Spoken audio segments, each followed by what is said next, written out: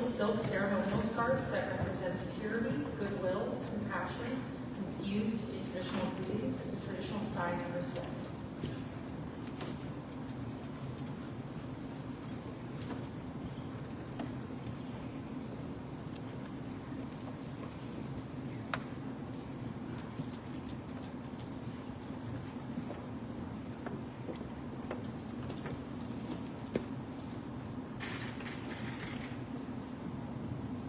Good morning, everyone. Thank you for being here and for braving the cold and the traffic on this beautiful Washington, D.C. day.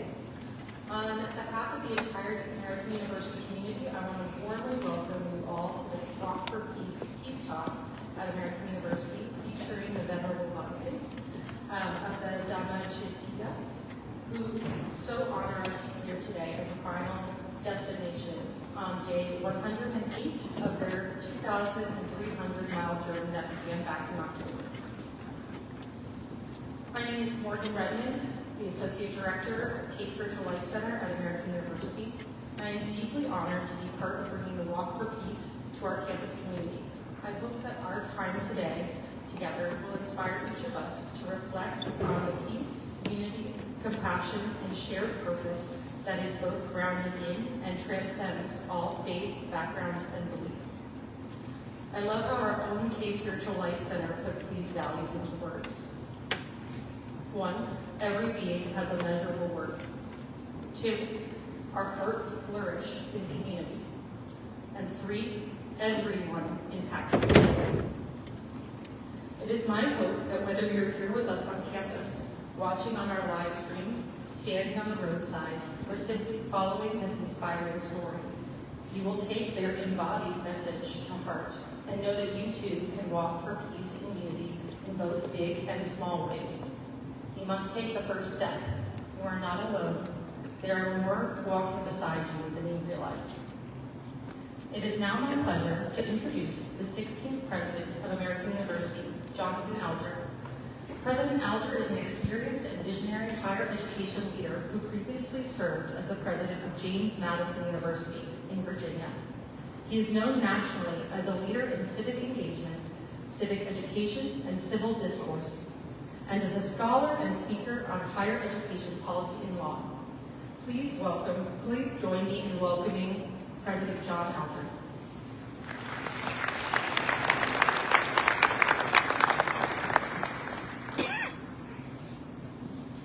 Good morning, everyone. And thank you, Morgan, for that introduction. Thank you to Reverend Eric Doolittle and the Case Spiritual Life Center team. We are so pleased to work with you on this very important event today. And I also want to extend greetings to present and former board members who are here. Bishop Easterling is here, Victoria Harker, Jenny Axe, faculty member, and Sylvia Burwell, my predecessor, and her family are here this morning as well. Great to have you here, and I hope I didn't miss anyone.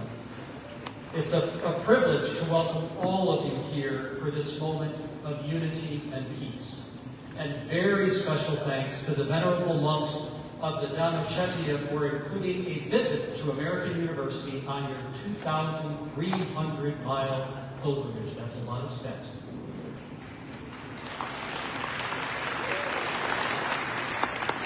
We are honored to be part of a journey that has brought so many people together and inspired moments of healing, compassion, and unity. At a time when I think we can all agree we need much more of all of these things. And a very special thank you to Aloka the Peace Dog. Hi, Aloka. He was living as a stray before he joined the first pilgrimage across India a few years ago, and then came here to the U.S. to continue to spread his message of peace. And he's recovering nicely. We're very glad to see that. Advocating for peace. Advocating for peace is a proud tradition here at American University. Many of you know that our School of International Service was founded in 1957 to answer President Eisenhower's call to prepare students of international affairs to wage peace. In 1963, President John F. Kennedy delivered his famous peace speech just behind us on Reeves Field.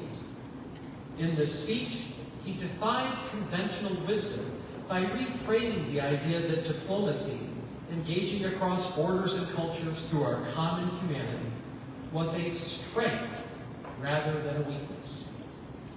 President Kennedy introduced the idea of security through cooperation, which empowered the nations of the world to pursue safety, not merely by building arms and stockpiling weapons, but by jointly managing shared dangers.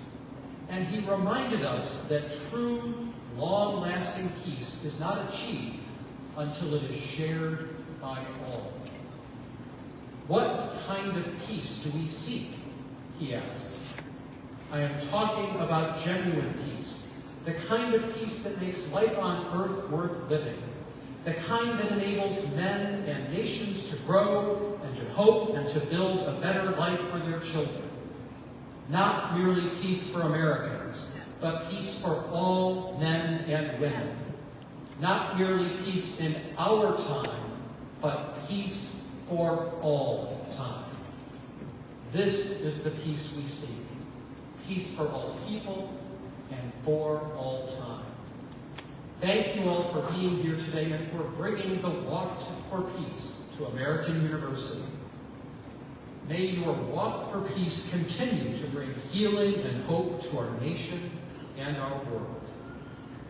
In my own faith tradition, we share a simple but deeply meaningful greeting. Peace be with you. And the response is also simple but profound. And also with you. So may peace be with all of you, with all of us, today and going forward. And it is now my honor to turn it over to AU's University Chaplain, Reverend Eric Doolittle, who leads our K Spiritual Life Center.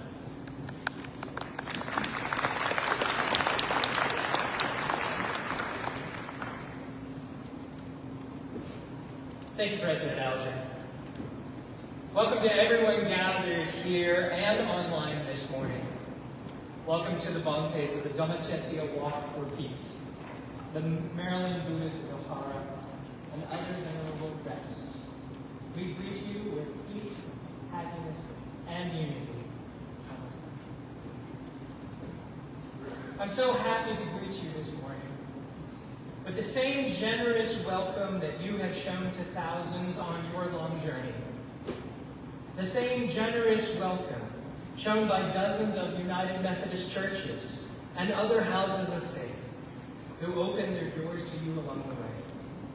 The same generous welcome that led United Methodist leaders of the American University to join with people of the local Catholic, Jewish, and Episcopalian communities to open the K Spiritual Life Center, the first interfaith center in higher education in America in 1965.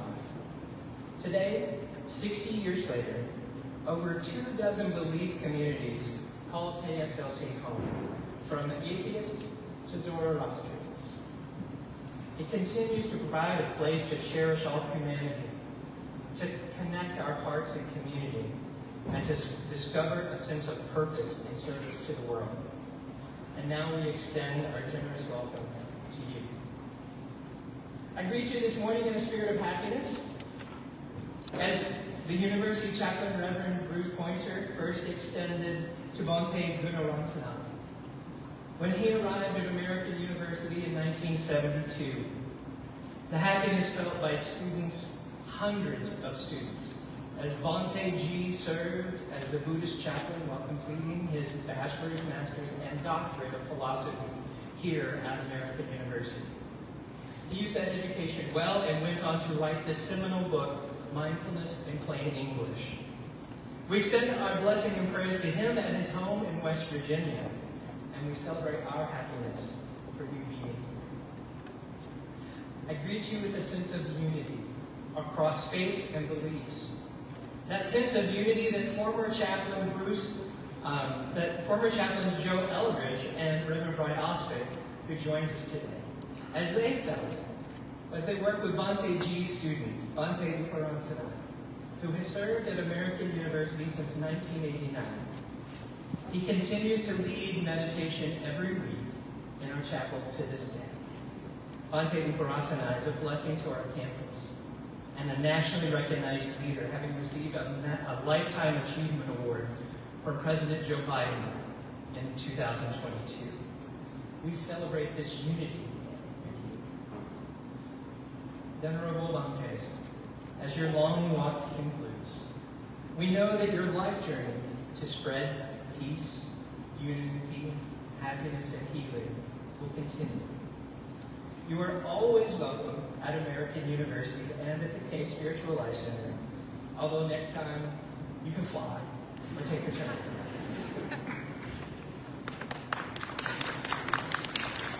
Until then, peace and joy be with you on every step as this journey and in your journey to come. It is now my pleasure to welcome Bhante Parantana to share a few words and greetings.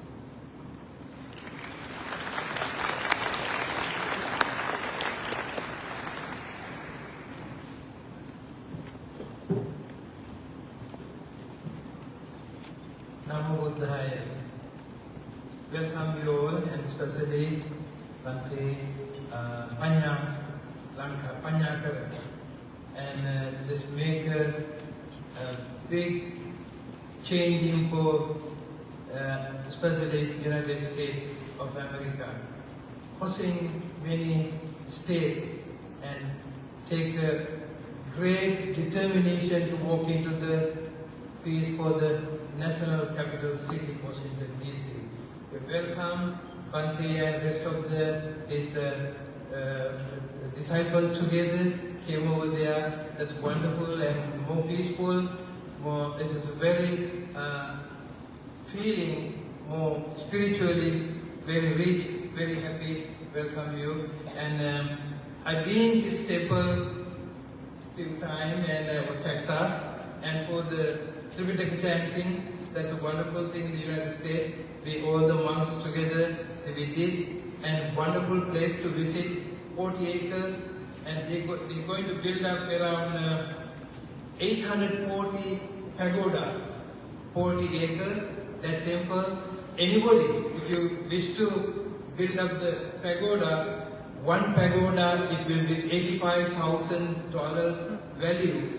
That anybody can go and see that nice place over there, can build up the Texas. Some country-wise or your own way, you can go and build up for the future. Not only for that each temple had the written down Buddha's word, Tripitaka. And all the Tripitaka, they write it down in the permanently and stone and put it in the temple. And even though future somebody can see that archaeologically, they can see that information. And Bhante Panyakara is, before he became a monk, he was engineer, smart engineer. Then he became a monk with the blessing of his teacher, Ratana Guna Duda. And he is a very peaceful Bhante. He visiting Sri Lanka and other Asian countries, and under his direction is living at Texas Temple, Fort Worth Temple, and the other some Sri Lankan monks also associate their temple, especially Kumuragale Nanda Thera and rest of the other rest of the neighbors Sri Lankan temple around. So that's the one of the Nanda Thera suggests when he ordained and Panyakara name. That Panyakara name is my hometown, my Vidyalankara Piruvana. That's a kind of monks community study place. That is the famous monk of the Panyakara, Nathanji Panyakara. His name, he's passing away. He's a very smart monk, and that name, remembering for him to keep the lineage for our Sangha community. That's wonderful, respecting that. And so today this is organizing very big effort. I know it's not easy. 108 days today. Come to the Washington, welcome you all the dedicated hard work you all, and we are very proud about you and your determination, your effort wonderfully encourage the rest of the monks and other lay peoples, everyone to do the determination, they can do the right work. Thank you so much for coming. So I'm so glad to come over here. This university, I work in for more than American University, more than 30 some years. And I forgot something to say. And Bante Panyakara working on it, Vesak Day. With the Vesak Day holiday, they declare the state of Texas. Vesak Day is official, but they're going to, the next step they are trying to make it requesting for the holiday as a Christmas Day, something. I hope one day it will work out, but we don't know yet. But they have this Vesak also big program. He invites us also to participate, and some special monks are also inviting all different directions for the Fort Texas. So I came to here as our Reverend Eric mentioned. I've been here since 1989. Since that, I work with the spiritual community and that K Spiritual Center, and many different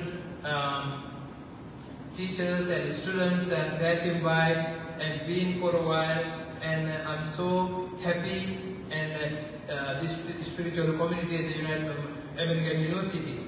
And so then I became a Buddhist chaplain, and because of my teacher, as our president mentioned, and he was master degree and bachelor degree and PhD, everything done over here. He wrote the book for our library here, Serenity of Insight. That's about jhana. They wrote the book for his PhD, and that's a very good thing. After that is done, he wanted to practice what he wrote that book. That's why he started the meditation center in West Virginia, and that is my teacher. He ordained me in Sri Lanka, and he brought me over here, helped me out and he recommended to come to this university after his moving to the West Virginia. Somebody had to take care of the Buddhist chaplainship and meditation group. Then I'm so glad my teacher did a good thing. I enjoyed it, Bante Ji, and he's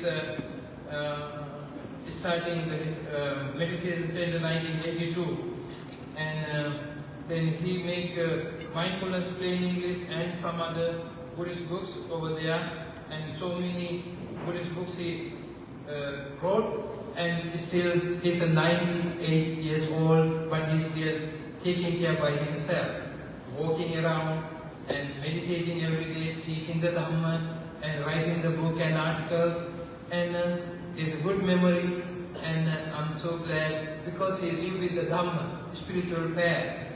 As a result, he introduced the mindfulness. That's a great thing today. We are talking about high school, regular school, everywhere. That's the mindfulness. He introduced, they give the talk everywhere in the United States, many campuses he visited.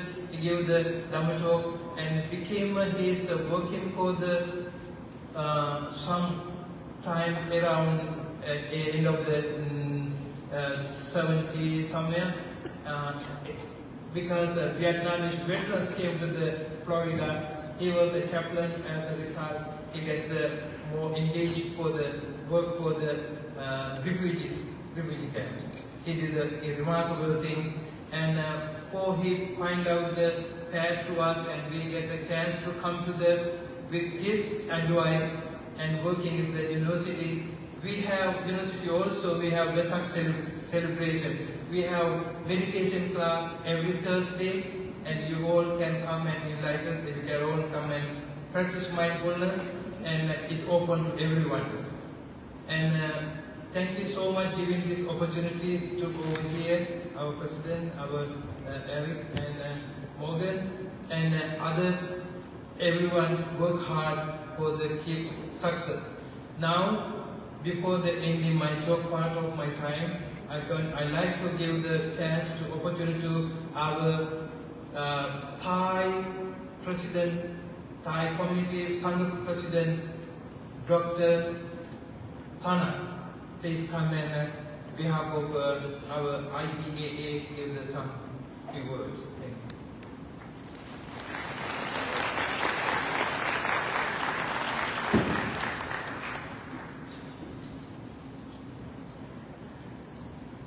Thank you very much, Most Venerable Puratana and Mahasankha.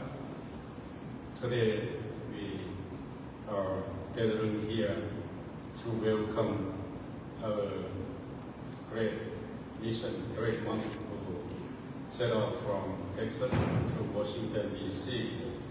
So on behalf of the World Buddhist Dhammaduta Organization, WBDO, on behalf of IBAA, the International Buddhist Association of America, and also in the name of the Council of the Thai Peoples in USA, I would like to thank all of you to come and join and welcome the Peace Walk participants.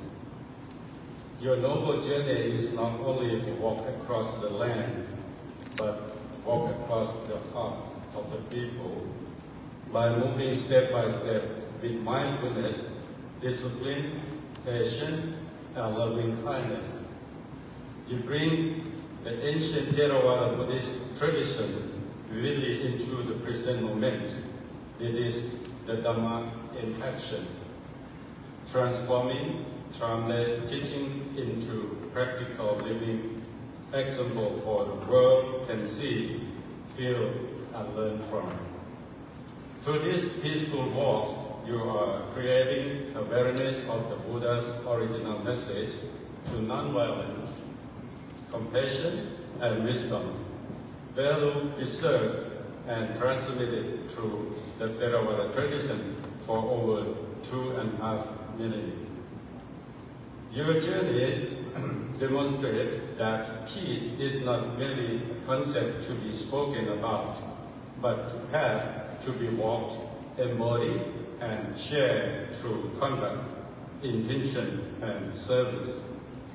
We respectfully encourage all of you to learn how to be peace inside and support to each other in the possible way by spreading awareness, offering moral and material support, practicing compassion in every life, and committing themselves to the cultivation of peace within and around them. May your journey be safe and meaningful. May your footsteps awaken hearts and minds. May your dedication inspire many to choose peace over hatred, understanding over fear, and compassion over division.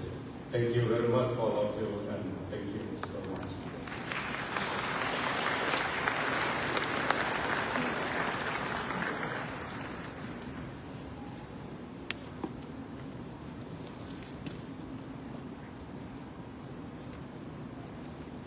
Theravada tradition who practiced for a while from New Jersey, and Bhante Bhikkhu Bodhi, he lived in the Changi, Sri Lanka many years.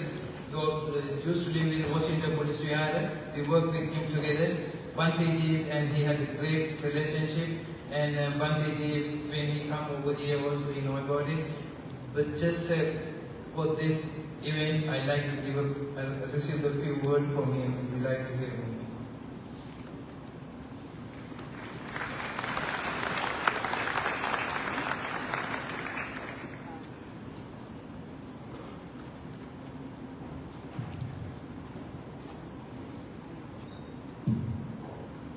Okay, I thank Bhante Uparatana for inviting me to say a few words, and I also want to express my congratulations to all of these monks who have completed the Walk for Peace, a walk that's taken about 3 months and has covered 2,300 miles.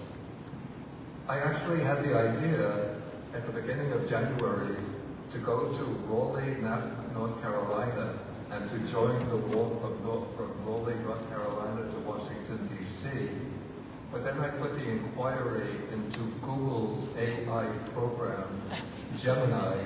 I'm 81 years old, asking whether it's safe for me to walk that distance. And I saw the videos of the monks walking, and they were walking very fast. Yeah, they were, right? And Gemini told me, don't do it.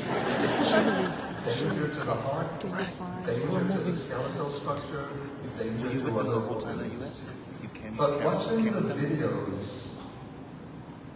the YouTube videos of the walk and the Facebook That's why they changed their videos, shoes. I was really amazed to see so many thousands of people of every ethnicity, every faith tradition, atheists, agnostics, coming out to welcome the monks, to greet them, to venerate them. And all of this showed to me, I have to say that this country is suffering, though it's the wealthiest country in the world, but it's suffering from a deep inner poverty. Come on now. Though it's the most powerful country in the world, supposedly, Come on now. but it's suffering from a deep inner weakness. Come on. And what these monks have done is to show that our fundamental value, the value that really appeals to our deepest spirit, is that of unity, the affirmation of the inherent dignity of every human being, and the desire for all of us to live in peace, unity, and harmony. So I hope that the message of these monks will reverberate throughout this country, and not only through this country, because what this country is doing right now, cutting the funding for the United Nations, cutting the funding for UNAID, the Agency for International Development. Hundreds and thousands of people are in danger of losing their lives because of the policies of this country. And so what we need is affirmation of human unity that is going to make us a compassionate country, a country filled with the inspired by the vision of human unity, and transforming our direction to promote peace, unity, and harmony throughout the world. So I hope that will be the effect, the impact of this work.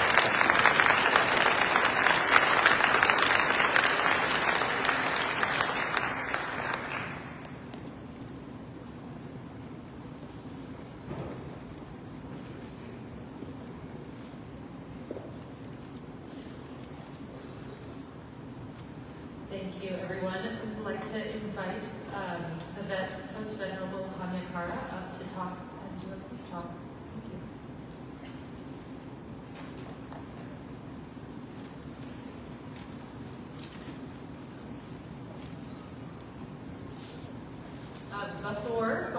Before the Venerable Hanyakara comes up, Bhante Guratana would like to present a gift. Venerable Alukam Ramaduti Nayak Taylor and Reverend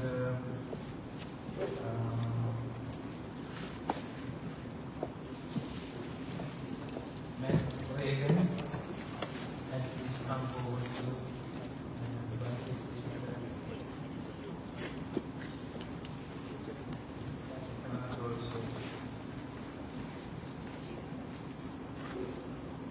Bhante from Alabama, Damaroto Bhante.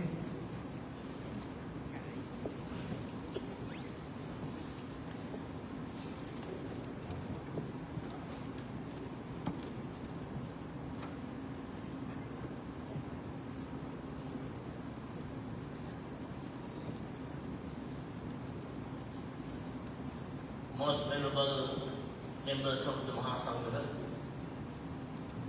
dear friends, Sri Lankan Sangha Council of North America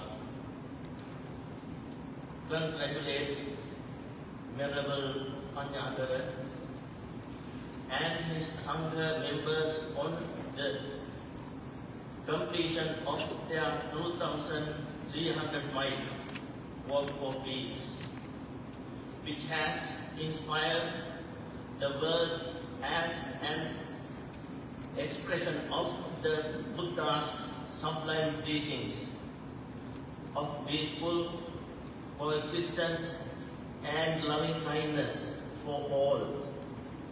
On the 11th day of February in the year 2570 BE, February 11th, 2026 AD, signed by Venerable Agamaha Pandita Walpolo Piyananda, Chief Sangha of America, President and Abbot of Dham Vijaya Buddhist Vihara, President of Sri Lankan Sangha Council of North America, Venerable Katulasthota Uparatana Nayaka Mahathero, Chief Monk of Judicial in USA, President and Abbot of Maryland Buddhist Vihara, Vice President of Sri Lankan Sangha Council of North America, Venerable Abhijama Dhammajoti Mahathera, President and Chief Monk of New York Buddhist Vihara, Assistant Secretary of Sri Lankan Sangha Council of North America, Vice President of Buddhist Council of New York. Thank you. May all you be well, happy and peace.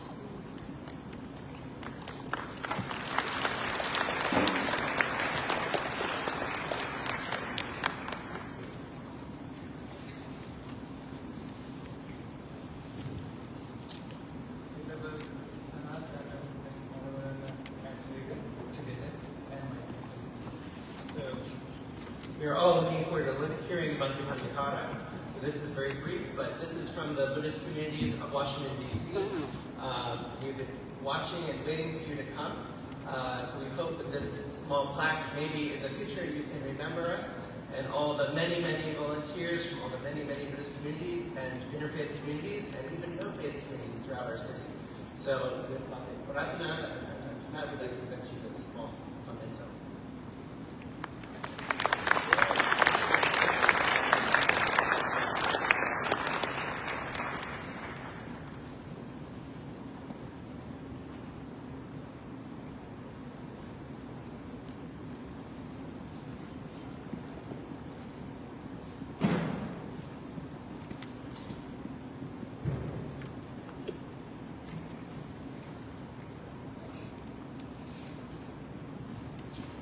Namo Buddhaya, Namo Dhammaya, Namo Sanghaya, respected Mahasangha, respected Mr. President, Reverend, and all the people here.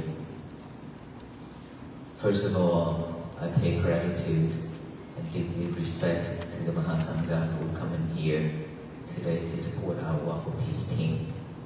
And thank you, President, that allowing us and host us here in this special event. Thank you everyone for coming out for this mission, Walk for Peace. Thank you so much.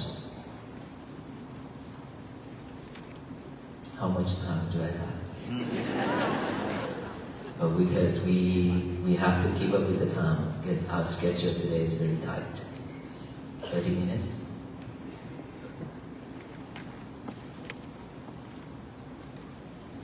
How many of us already listened to my talk? And why are we still here? How many of us already take that into action? Wow, that's a lot.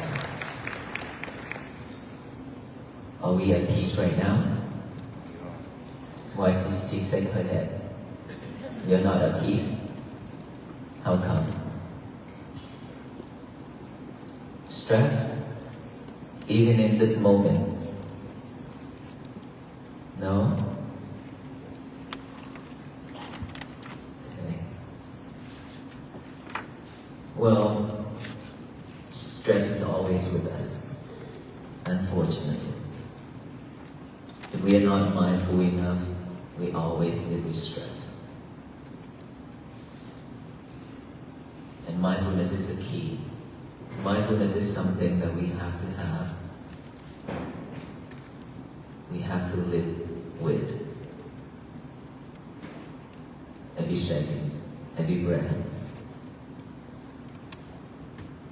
Otherwise, stress, anxiety, and depressions will always be there with us.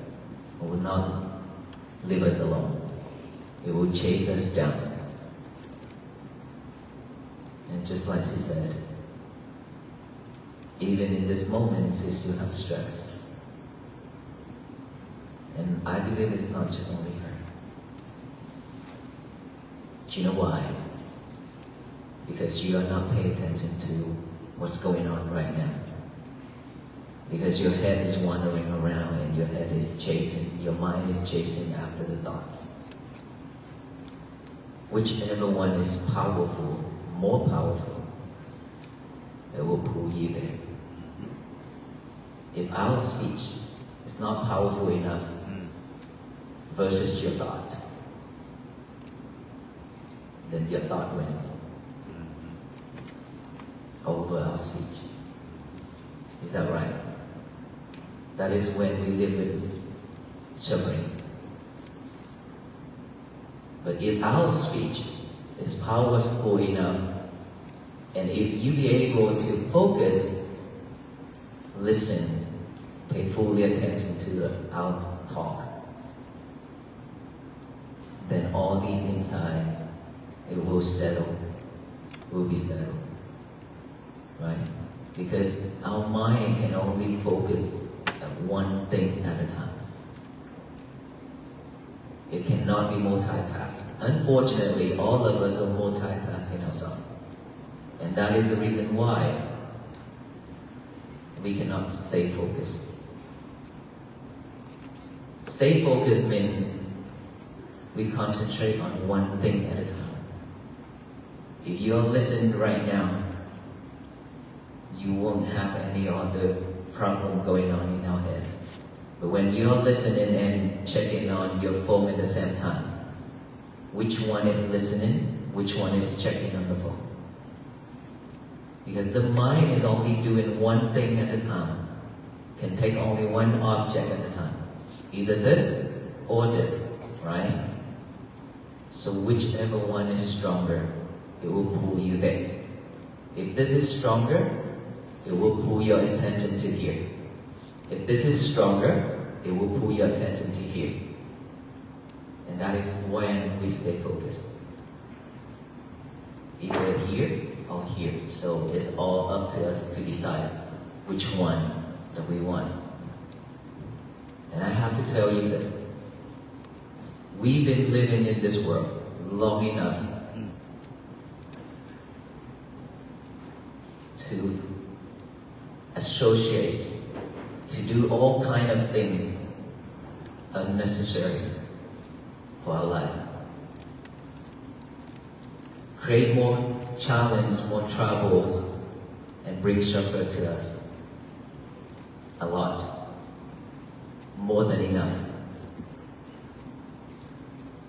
And if we cannot let go, if we cannot let go of everything just for a moment to look back within, we can never have peace. While we are here, if we cannot utilize this time to reflect ourselves, to pay fully attention to it, because we spend a lot of time and effort to get here, a lot of traffic out there. And while we are here, we still worry about everything else. And while we are here, we still doing something else. We waste our time. We waste our effort. How much more energy and time we have in this world to waste? I don't think we have that much time. Within one breath going in, without going out, we die. And we don't know when that moment will come. We could die at any time, any moment. Imagine if we die before we can focus in ourselves, focus on our breath. We breathe in every second, but never pay attention to our breath.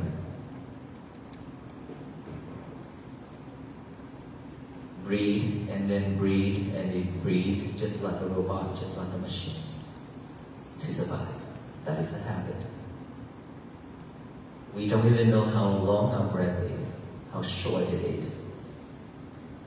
We don't even have a moment to look back, to feel our heartbeat. We don't even have a moment to see our breath. We are too busy. Busy doing so many things at the same time.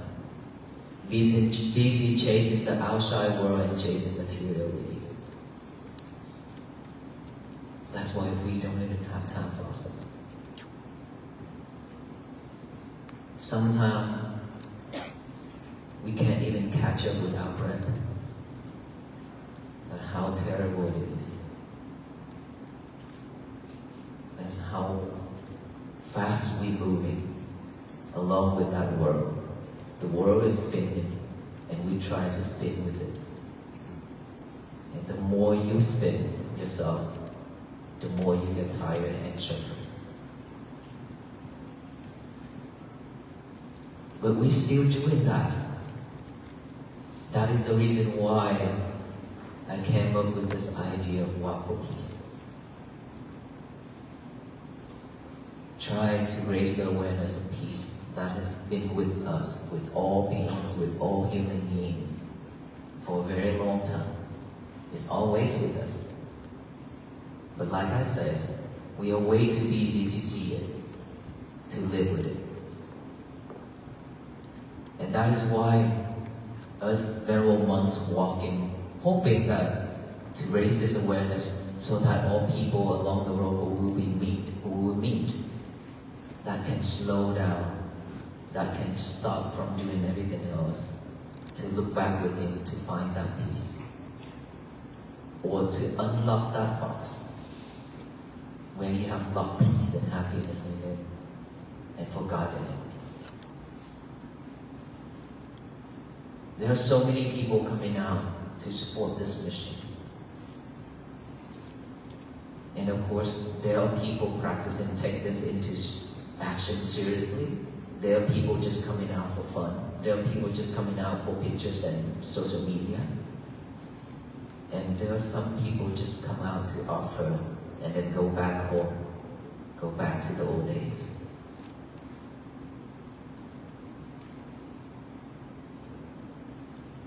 The year of 2026, over a month has passed.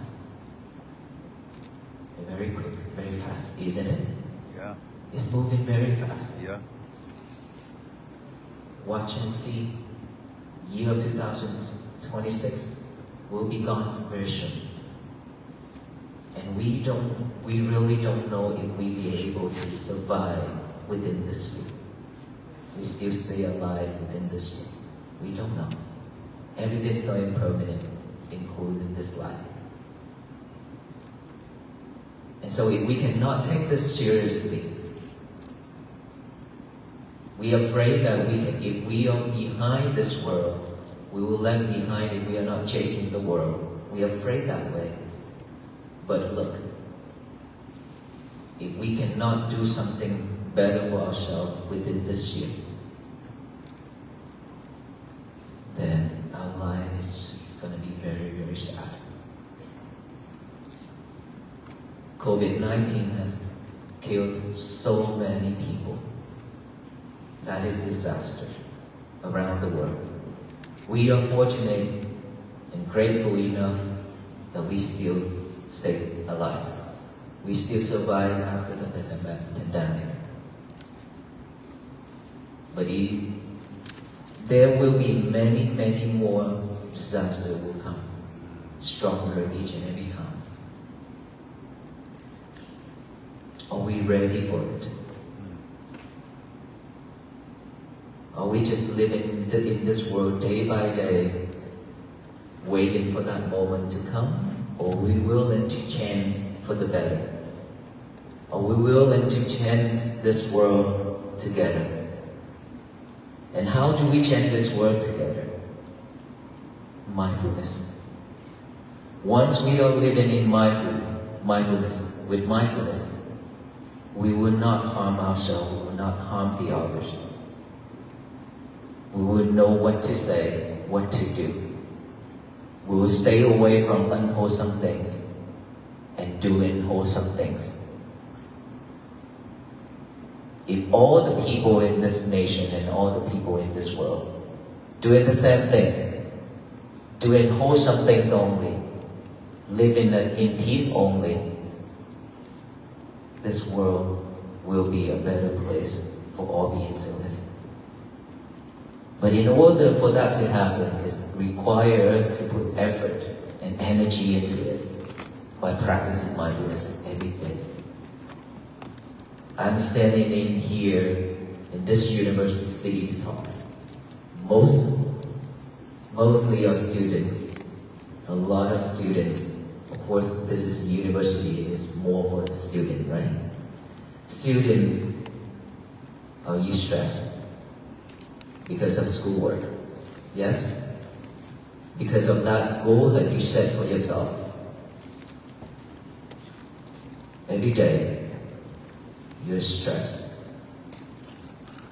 You try to stay up all night, try to figure out that problem, that schoolwork. And the more you're trying, the more you tire and suffer. And yet, you still could not figure it out.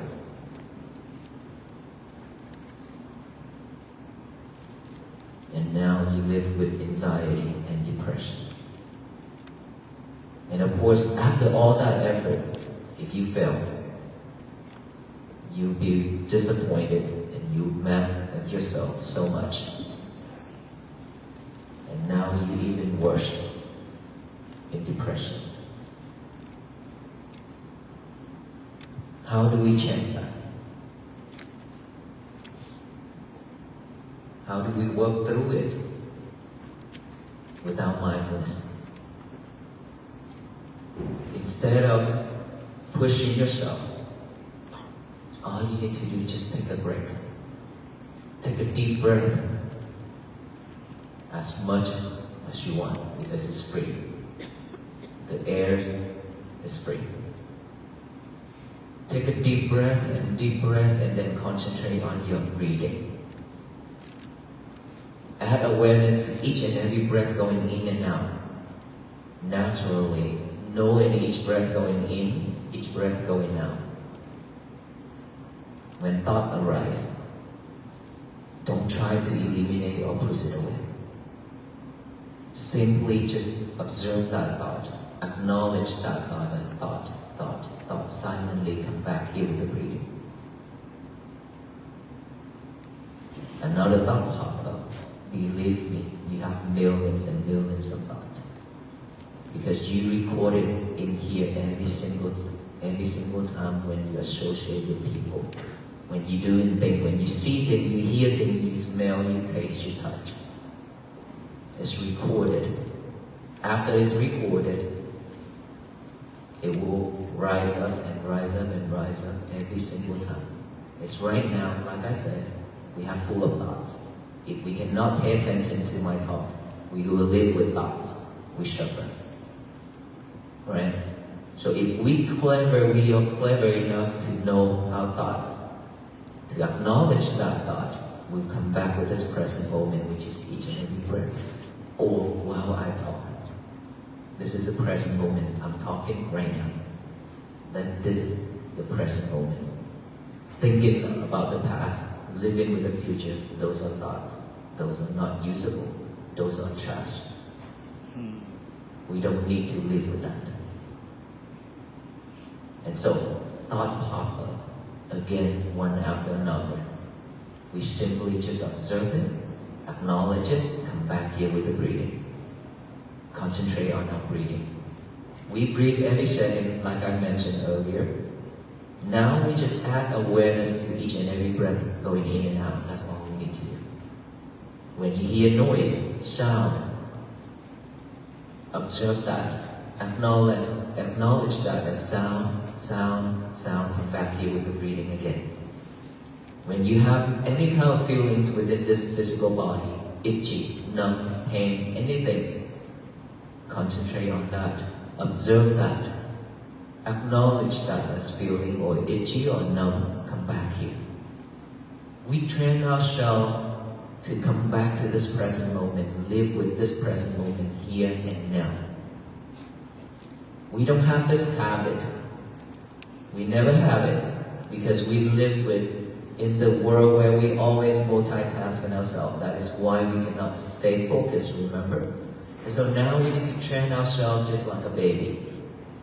Train ourselves to go back to the old days, doing only one thing at a time. This is the only one thing that we are doing right now, or at that moment where you practice it. Just pay attention to it. That is your job. That is your duty. Bringing that mind back to this present moment with each and every breath going in and out. If you could do that, you will have a peaceful day. If you remain practicing that every single day, you will have a peaceful life. And peace always begins from within, not without. Not out there. Don't expect the world to be at peace, because it will never happen. If we have 100 monks, not just about 20 monks, but if we have thousands of monks walking every day like that, the world still not going to be at peace. But all the human beings in this world are practicing mindfulness every single day. It will change this world to be at peace. The power of togetherness can change everything. The power of that positive energy that we are giving out to that universe starting from now, it will change everything. Instead of spread hate and anger and delusion and greedy, all that mind into this universe, now we should only spread loving kindness, compassion, and peace to the universe so it can shower back down with loving kindness, compassion, and peace, so that this world will become a better place for all beings to live. So I hope after today, after our journey ends in Washington, D.C., we all will continue this journey. We have to walk for the rest of our life. This walk is very meaningful. This walk could change our life, could change this world.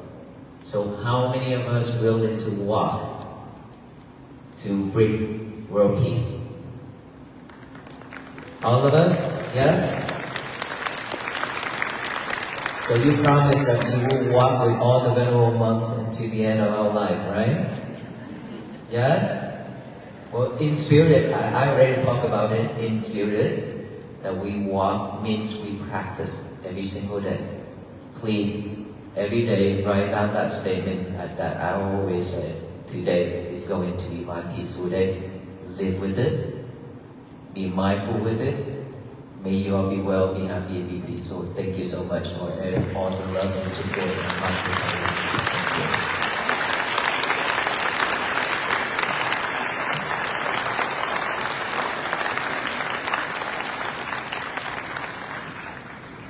Please join me in thanking all of the venerable monks and bhaktis that have come with us today.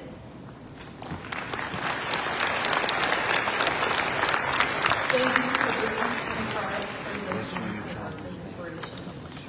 The bhaktis are going to head out. And I ask everyone in the audience to remain in place, remain seated until they have exited, and I will make another announcement when it is time to go.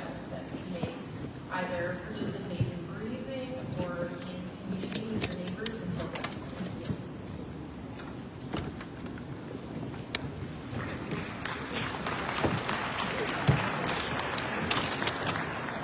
Isang langga.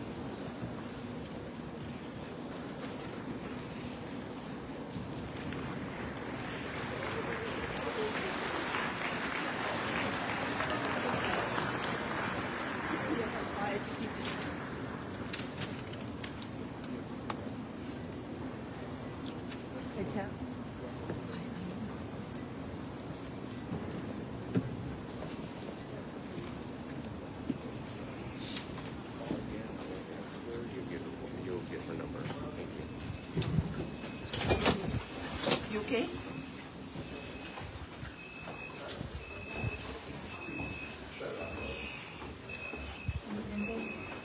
Oh, we're going the wrong way, by the way. Oh.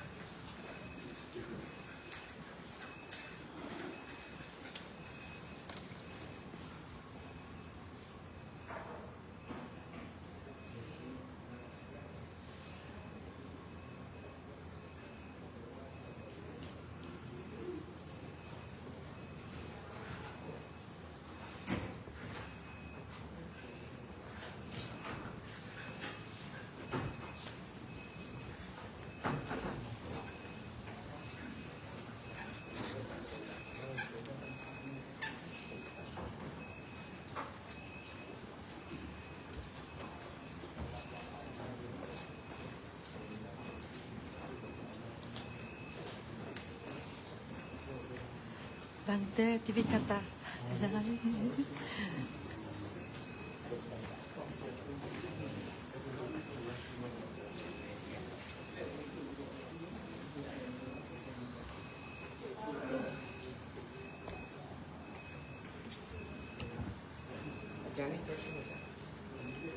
Oh, this is amazing.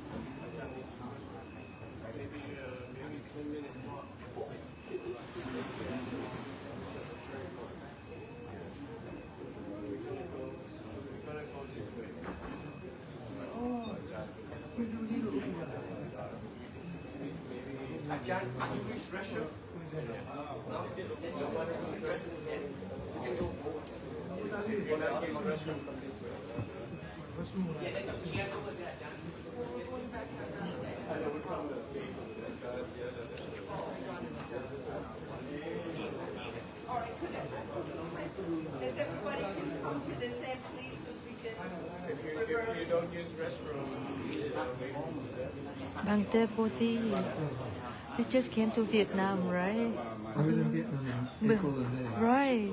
You're Vietnamese. Yes. I want to visit you. So, you are New Jersey, right? No, no. New York? Upper New York State. Oh, yeah. It's called Flying Lesson. Oh, Bante Bhikkhu Bodhi. Bhikkhu Bodhi, I would like to have a picture with you. Bhikkhu, I would like to have a picture with you too. Okay, give me the picture with Bhikkhu too. Yeah, thank you. Sư Tử Bảo.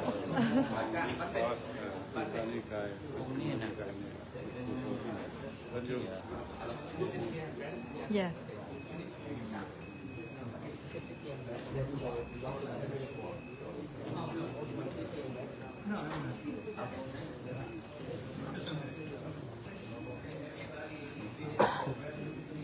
Very respectful monk, Bhikkhu Bodhi.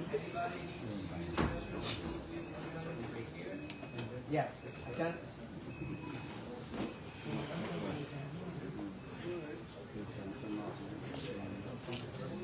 Yeah, of course.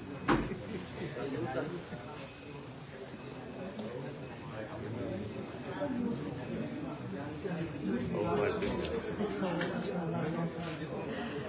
I would like to have picture.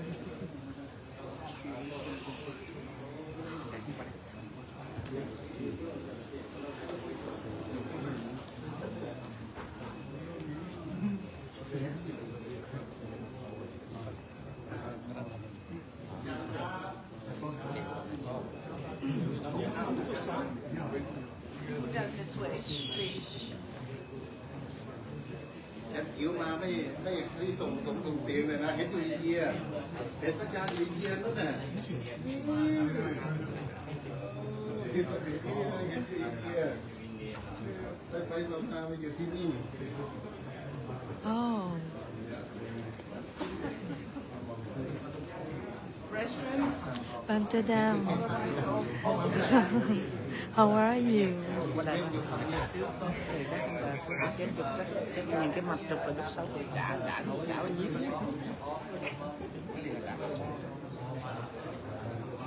Mấy trăm đô. Sư chưa thích ngài, nghe ngài. Em con cũng thích ngài.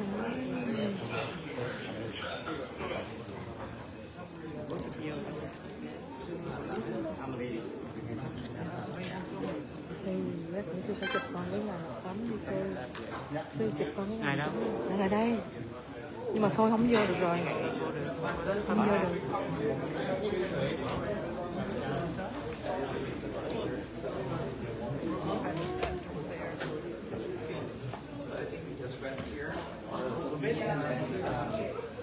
Go to the lunch.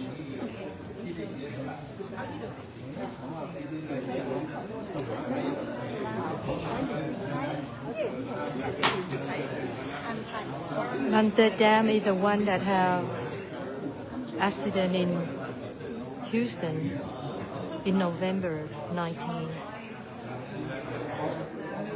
He's here with us today.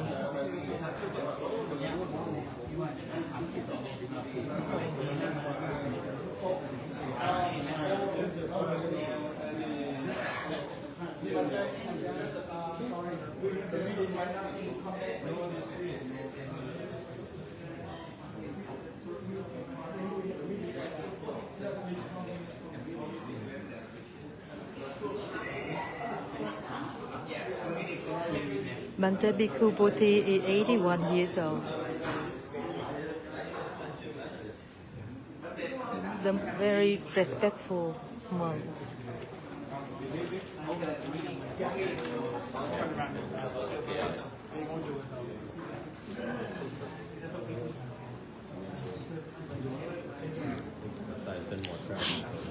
Christopher, you take picture of me with Bhante Bhikkhu. Bhikkhu Bodhi, yeah. Please, oh my goodness. For sure. No need, just put like that. You're in South Carolina.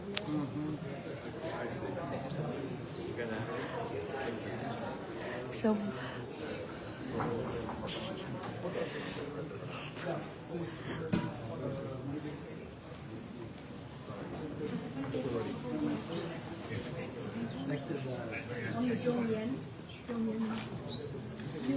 it's okay. It's okay. Later. Later. Oh, the meeting. So we don't need to. Okay. So on the Bhante, on the Bhikkhu, have the meeting right now. So I'm gonna stop right now, and we will be back for another event today. Thank you so much for watching, and police officer still outside. Right. So thank you everybody.